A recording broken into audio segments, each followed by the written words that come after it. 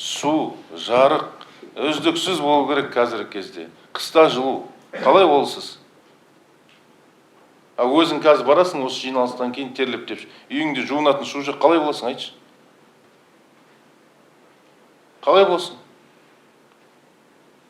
Бизнесте жұмыс жасайсың, burada істемейсің. Боқтайтын ғой жатаға бос жерді. Қаяққа қарап отырын алар деп. Тура солай ғой басқалар.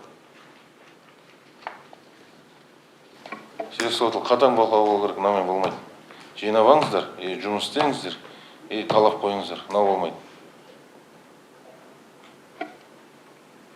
Ертең басқарманың басшысы келсін, көреміз ол туралы.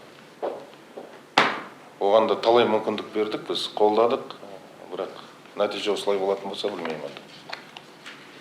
Қала деді, қалаға жібердік, басқарма деді, басқармаға қойдық, елдің азаматтары деп жақсы. Оны түсінбейтін болса, жауапкершілікпен қарамайтын болса, өздерінің жұмыстарына, онда басқаша болады.